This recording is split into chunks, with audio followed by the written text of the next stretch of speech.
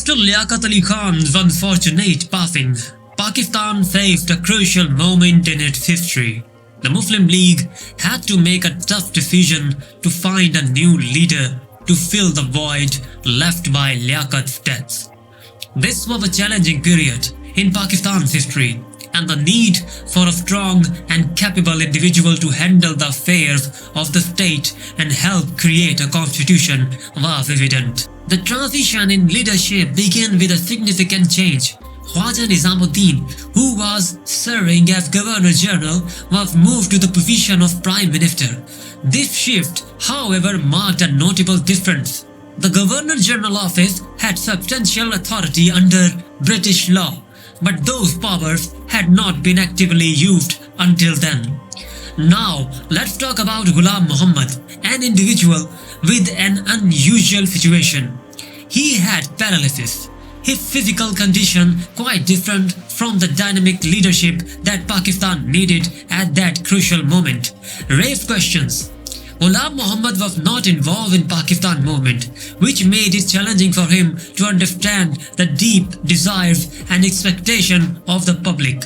Furthermore, his paralysis made communication incredibly difficult. Ghulam Mohammad had to rely heavily on his American secretary, who helped him communicate and navigate the complexities of governance.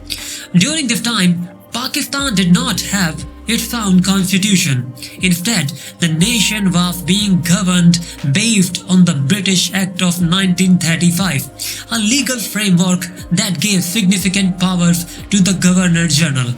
Ghulam Mohammad saw an opportunity within this framework, an opportunity to extend his influence beyond what was considered legal and claim the role of the father of the nation. He wielded his powers without restraint, often ignoring legal or illegal boundaries. His time in power witnessed two major events that had a lasting impact on Pakistan's history. First, in East Pakistan, there were protests in favor of the Bengali language, and these protests turned violent, marking a tragic episode in the nation's story. Second, martial law was imposed in Lahore, which meant that authorities used military forces to control the situation and suppress the movement against the Ahmadis. This marked the first time in Pakistan history that martial law was declared, and it was limited to just one city, Lahore. Ghulam Mohammad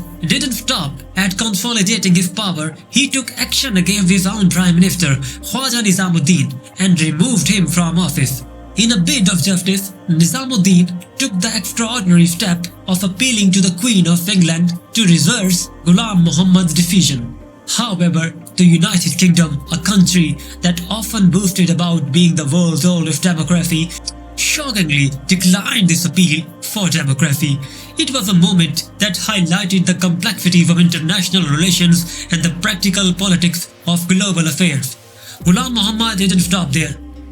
He appointed Sir Muhammad Ali Bogra, Pakistan's ambassador to the United States, as the new Prime Minister, replacing Khwaja Nizamuddin. This move solidified Ghulam Mohammad's grip on power, ensuring that his influence reached all corners of the government. But this was only the beginning of his authoritarian rule. Just a year later, in 1954, Ghulam Mohammad took an unprecedented step. He dissolved the Legislative Assembly. This was a shocking blow, especially considering that draft of Pakistan's first constitution was nearly complete. The Assembly's devolution was a calculated move, in part because the new constitution would have reduced the governor's extensive powers. There are claims that this drastic action had the full support of the army chief, General Ayub Khan, a man who would go on to play a significant role in Pakistan history. Notably, Ayub Khan was appointed as Minister of Defense, while he simultaneously held the position of army chief, marking the beginning of the military's influence in the political landscape.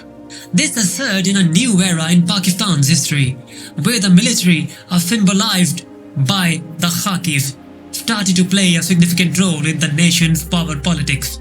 The introduction of the military into the political realm would have far-reaching consequences for Pakistan's future. The story of Pakistan during this period is a complex tale of political maneuvering, the struggle for democracy, and the rise of the military in the nation's governance. The tale of Ghulam Mohammad and the forces that rose against his authoritarian rule would shape the course of Pakistan's history.